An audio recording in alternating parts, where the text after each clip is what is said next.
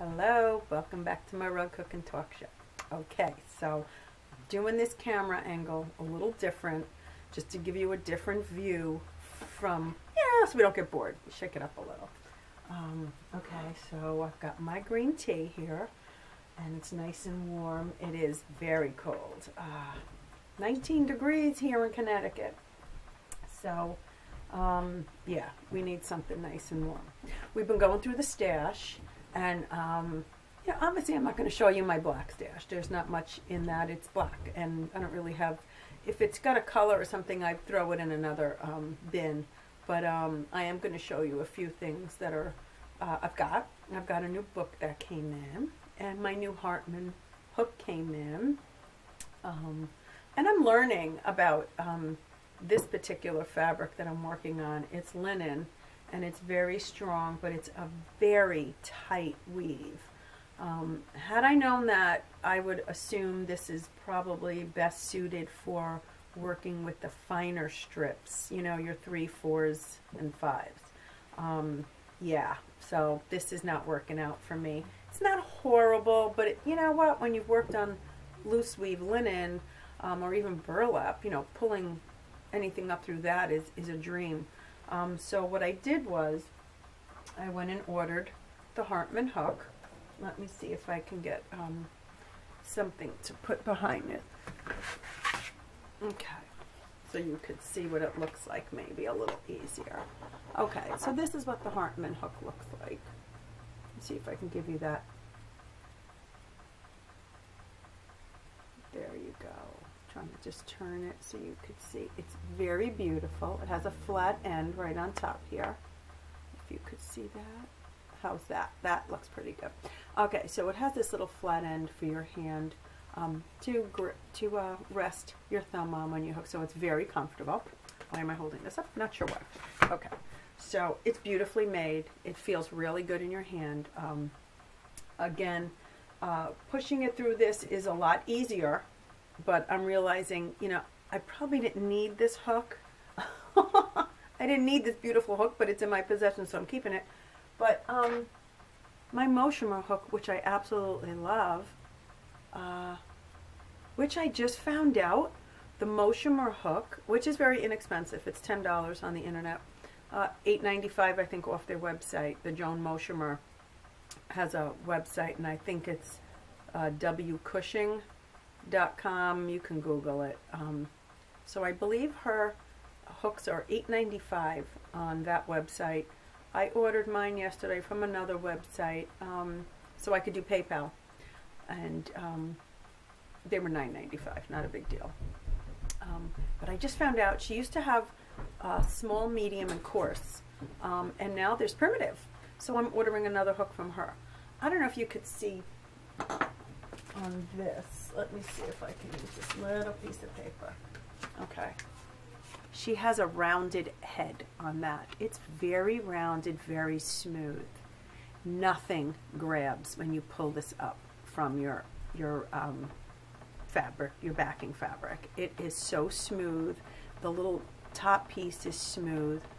You know, it's all what you're comfortable with. I love this hook, and it actually even still works better on here than my Hartman, because this is a very tight weave. Now my Hartman hook might work really good on here if I had a smaller size. So I'm going to explore in other sizes for the Hartman too. So just so you could see that if you are looking for a new hook, this is a very inexpensive $8.95, and it's wonderful. I love it. I love this hook. Okay, so that being said, I'm learning about the backing. So the MCG textile linen that I did purchase, that I told you about, great price off of Amazon, this is what I'm working on. And yes, it's hooking up, but it's definitely geared for, I think they said punch hooking. And punch hooking, you're punching through and depositing that loop on the opposite side of the backing. So you work from the back with punch hooking, for those of you who don't know. This might work really well because it's like a tighter weave. So that's all I'm going to say on it. We're going to get through this, and I'm not going to be too concerned. It's working, it's working. But you always look for an easier and better way, right? Yes. So for those of you who are new or just kind of grabbing this show maybe at this episode and not in my first one, my name is Annette, and I've been a rug hooker. And I started doing my rug hooking talk show just so I can kind of feel like I'm part of a group, and grab other solo hookers and lone hookers out there who don't have a group to hook with, so that they feel they have a friendly face on the opposite side of their hooking. And the idea was to just, try to hook 10, 20 minutes a day and listen to my rug hooking show, and so you have that little special time where you have, like, you're hooking with a friend. There you go. That's all it's meant to be. So I'm glad we're out there and we're connecting. And so on rughookingdaily.ning, N-I-N-G, the website where I'm a member, we have now have an official active group on the website called My Rug Hooking Talk Show on YouTube. So go to the group section, and if you scroll down onto groups, there's 3 pages of groups, or 5 pages of groups, I'm not sure, I think maybe 5 at this point. There's a lot of groups. We're on the first page, so it will be easy to find, but if not, just keep scrolling down, and you'll find us. We're on one of those pages, and we've got about 7 members now, and that's really neat. So we've got a little group, so there you go. You're not solo anymore, not so solo. So that's it's all good, and we're sharing our pictures of our rugs and what we're working on and how we started, and that's all good stuff, because if we're so spread out and we don't have someone to hook with, then we never get to have those fun conversations and share these interesting things of our inspirations of how we started our rug hooking.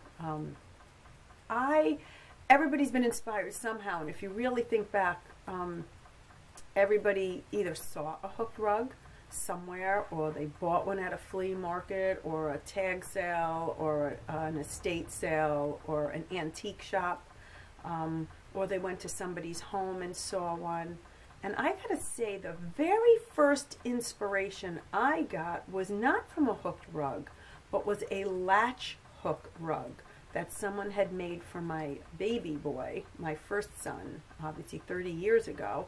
And from that, I started looking up hooked rugs and latch hooking, and stumbled upon Claire Murray's article in Good Housekeeping, and I realized there was even another way to make rugs besides the latch hook. The latch hook does not allow you to do any kind of detail, really. It's very difficult. It's a totally different craft altogether, in my opinion, although it's a rug, and any way you make a rug, is what it works for you is good. So yeah, that's how it kind of transpired from that. But if we think back, there's always somewhere that it sparked a creativity in us, or a curiosity, like, wow, I could, one stitch, can't get any easier than that. And lots of wool and fiber and yarn. And wow, that's where you can just melt into rug hooking real easy if you're like a yarn or fiber freak like I am, and you don't know what to do with it. So now you have a way to do with it, and my God, what we do with it is make these beautiful rugs that'll be heirlooms, or go into other people's homes, I'm sure to be heirlooms in their home, whether it was made by us or purchased from us. So it's all good, and it makes the world beautiful. And anything that makes the world a little bit nicer these days, I'm all for that. Yeah, it's just a time where we just need to kind of learn to love one another and heal as a country and as a people. And just know that we're all connected, and we're all brothers and sisters. From the very beginning, we're all connected. So let's just love each other and be kind and pass that on. So, okay, so today, let me take a sip here. That is so good. Okay, so my book that I had gotten, and I saw this at Barnes & Noble's. I like to go there once a week and just kind of go through all the new magazines and the books, and I head over to the art section quite often, and it's dwindling. Their art section's getting smaller and smaller, so these great art books, you are going to have to kind of look for them online and just Google them on Amazon and all that fun stuff. Doing all that searching is always fun. The hunt is good. Okay, so this is my book. I'm so excited. It's 20 ways to draw a tree, okay, and 44 other nifty things from nature. I'm going to get real close so you can see that, okay. I just thought this was great for rug hooking because, you know, we don't need an intricate design to work it into a beautiful rug. We need to make that happen with our color choices and our style of hooking on that. You know, maybe it's in swirls, maybe it's a straight Grenfell style across, but we add that fun stuff. That's our creativity. But this is great. So in here, if you're just like at a loss, like what kind of leaf do I want to make? I mean, my God, look at these. Are these great? Look at that. So it gives you these great ideas. These are leaves, okay. You know, obviously if you're going to do very intricate snowflakes, it has all these very awesome, gosh, I can't even explain to you how many things are in here. We've got shells, okay, feathers. Let me get to some ferns. I mean, these are all beautiful things that we can add. Mushrooms. And here's our trees. So if you're at a loss of what kind of tree you'd like to do, there you go. There's like little folk art style trees, simplified trees. This is just, I'm loving, this is why I got the book, because I love birds and I love leaves. So this book was perfect for me. It happened to have both of these designs in one. But so there you go. If you kind of just need a quick way to draw a bird, that's a great way to add it in. I mean, so they have one for some simple flowers. Let me see if I can get to that. Here's winter trees, by the way. Okay, winter trees. So, you know, again, you can enlarge these pictures. You pick a picture, take it to the store, have a copy made, then get it enlarged, and then you can trace it on your tree. Or just copy the style from here. These are pretty basic, but, you know, if you're just totally inept with drawing, then know that, there's a little option. So there you go. That was my cool little find. They have beans in here. We have some really simplified tulips. So yeah, you can just go ahead and do that. So there is also 20 ways to draw a cat and 44 awesome animals. Cultivating your creative life and one drawing a day. So these are all available. But if you Google 20 ways to draw a tree, you'll see they have a bunch of other ones too. 20 ways to draw this, 20 ways to draw that, 200 ways to draw this. So these are really fun and so easy to incorporate into your rug hooking.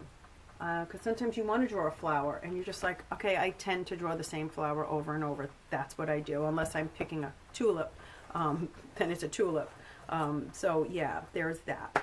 I just wanted to quickly show you the rug that I might be working on, just to get away from this, because, you know, it's here, so we'll get something else in the show. So here we go. We have, this was my welcome rug, okay? Apparently I put it away, and I might have shown this on another show. If not, I'm sorry. My brain is not always working right. But so here it is. So I'm looking forward to finishing this. And this is on monk's cloth. And to be interesting to see if I use that new Fraser, the Hartman hook, Fraser hook, what it works on here. But I got to be honest, I love my Moshimer hook. It's rounded and it goes through monk's cloth and it doesn't split those little fibers at all. So there's that. Okay, so I'm going to get to my brown stash in a little while. Just going to do a little hooking. And so I've tried the Hartman hook on here. It really wasn't making, it's too big. This hook is too big for this bathroom. So I will save it for when I'm working on my larger strips. And that's the beauty of having a few different hooks, because if you do want to start hooking with different sizes of strips or materials, fiber yarn, chunky yarn, thin yarn, you should have the proper hook to make it a little easier. I tend to like the biggest hook because it tends to incorporate every size. So I always kind of navigate to the larger one. But I was very excited to hear Moshimmer now has a 4th size hook. I have all of them. So that coarse one, this is coarse, but now there's even a primitive. So that might help those of you pull up those really big strips. So there you go. But I'm doing quite well with this. And let me see if I could just, there you go. Hello. Every now and then I do pull up a loop next to it. I'm not sure why that happens, but it does. So there you go. You have to kind of go ahead and bring it back up.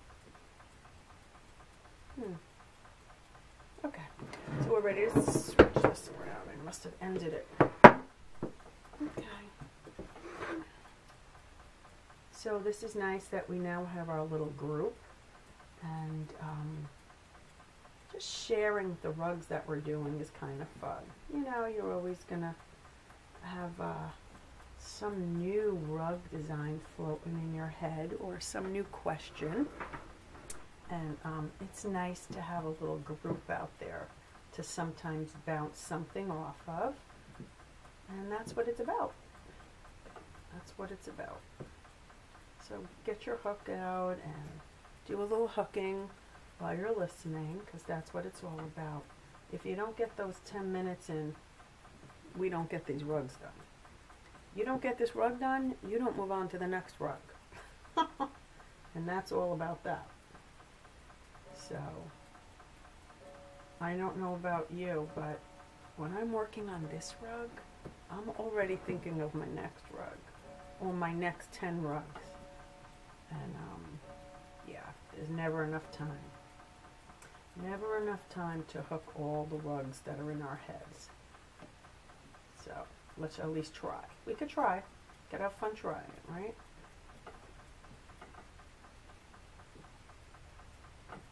It's quiet here today. It's nice for hooking. My furnace hasn't gone off yet, so that's always nice. So that goes off and it's not pleasant, and I apologize, but I have no control over it.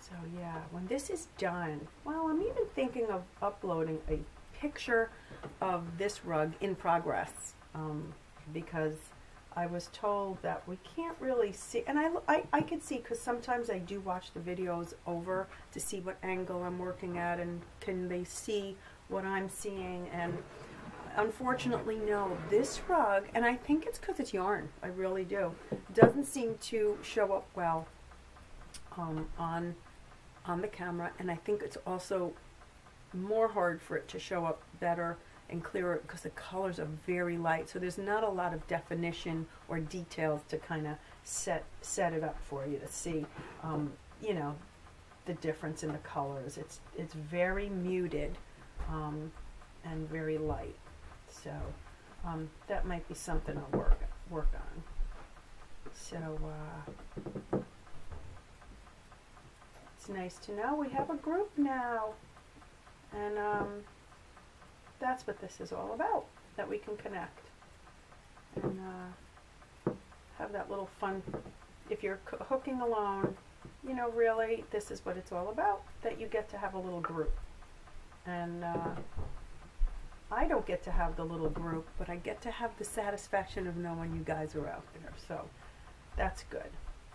And I know what most of you look like by posting pictures on Rug Hooking Daily, so I now most of you have a face for me, and I appreciate that. Okay.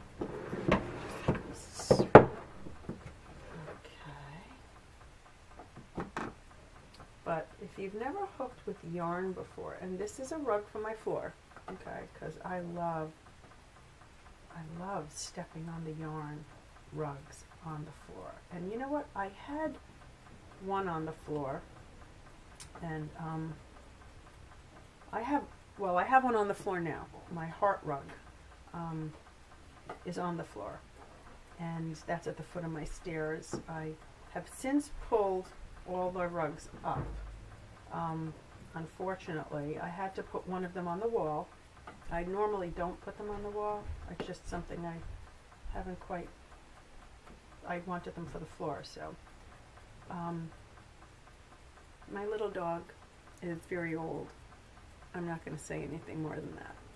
Yeah, so we don't put them on the floor anymore. So that's the end of that. But I have one, and I'm just really cautious about that one. But it's on wall, and it's on monk's cloth, and I've had to spot clean it a few times, and it's fine. It's absolutely fine, not a problem. So you live and learn with that. Okay, so, yeah, for those of you who haven't tried yarn, give it a try. Even if you just incorporate a little spot on your regular rug with the fabric strips. Do just maybe one little tiny piece, maybe a dress or a flower or a leaf, and just see, and then you'll see once it's hooked up, it feels really nice. Okay, I'm gonna show you. I've got 7 minutes left on this 29-minute limit, which we still haven't figured it out. I'm just gonna bring you over here. Okay, so I can show you. Let's see. Am I gonna get cut off? I probably am. Let's see if I can adjust this. I'll be with you in a minute. Okay.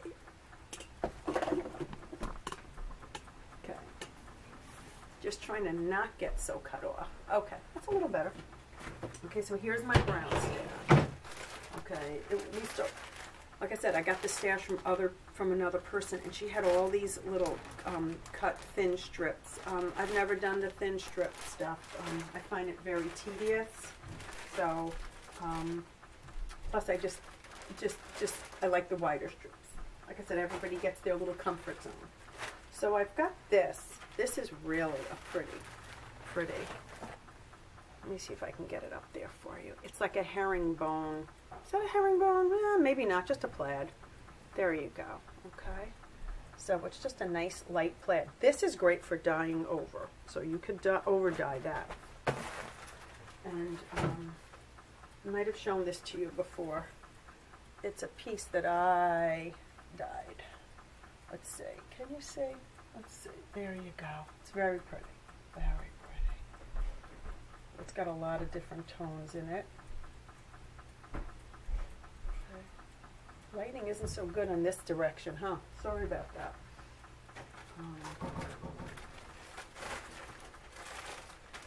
Here's a whole bunch of plaid, okay? And this plaid is, let's get it out. This is interesting. This stuff hooks up. Like I said, all the work is done for you when you start using plaids and textures. Yeah. Okay, now here's that yarn. Here, I'm sorry, let me show it to you. Here's this fabric, and it was dyed over. So you could see the color that you add to it. So when you hook these two together in a background, it'll be awesome. Not much. And then, yeah, then a third one was dyed, if you could see it. Okay, lighting's not too good here. I so apologize. Okay, so we have this. This is you know what? Basically, this should be in the greens. I'm going to remove it. It has a lot of brown in it, so I must have not realized it's basically, I think this was in the other one. Or maybe it was over dyed. Let's see. This is more green. I don't know why it's in there. So there you go. But that, again, those textures help. These were from the thrift store the other day. Okay. These were all from the thrift store. Nice tan. A nice dark chocolate brown. And here's that crazy, awesome texture weave. that. Again, like I said, you mix them all together and they're awesome. Okay. There were some colors that I had dyed. I had dyed these. Now I'm not sure if these were shown to you before, but see if I can hold them back. You can see them. There you go. They're really pretty. Not sure what I was trying to achieve with these, but probably just experimenting, because I just, you know, found it fun to start dyeing. And these were all with RIT dyes, all with the RIT dyes from your supermarket. Yeah, it was great fun to do that. Okay, so here's the tweeds. Okay, so again, you mix these all up. You could over dye them. I'm trying to get back on the camera. And you could over dye them and you could see how beautiful everything turns out. Browns are great colors for backgrounds. They're very warm, and they add just a nice feel, and they don't show dirt. Yay, that's not a bad thing. Okay, again, some more strips on here's a whole bunch of pretty gold colors that I used on, I used this on a rug not too long ago, but that rug got sold. Yeah, and this was the background of it. It was all these beautiful golds and browns, and it was all mixed up. And so this was left over, and I said, you know what? Just leave it in there, put it back in the bag, and there you go. So let me see how much time. 2 minutes, okay? I'm just going to go back here to these great browns that I have. There's a lot of this, so this is great for background. This was a big old skirt, and it is beautiful. It's just a soft beige. There's a big piece. I'm going to get to this really fast. These are beautiful beiges. Furnace went on, so I'm going to talk a little louder. Here's a nice beige, and here's a softer beige, and here's like a creamy color. And here's a color that, well, it's a little piece of what I had dyed, and it went into my horse rug. If you've seen my triangular horse rug, which I know you've all seen my triangular horse rug at least 36 times, this is part of I dyed this. And I used actually some, I used tea bags, and I had used chamomile tea bags, regular tea bags. And these are, again, from Pants. And this dyes really well into whatever color. And so there's all the beiges. And trying to check for time. A minute left. A minute left. And here's another great color. It's a camel. And it's just beautiful. A nice warm camel color. And it is so pretty. It's very soft. This is like your typical great rug hooking yarn. So yes, I have a lot in the brown, and that's a great color. It's in good abundance at the thrift stores because there's a lot of brown clothing out there. So it works out well because tan is a great color to dye over. Just remember, you're not going to get that clear, crisp color when you dye on beige because it's beige and ivory. So if you want that clear color, you want the white, pure white wool will work really good for that clear, bright color. But if you want those soft, muted tones, dyeing over beiges are awesome. So think about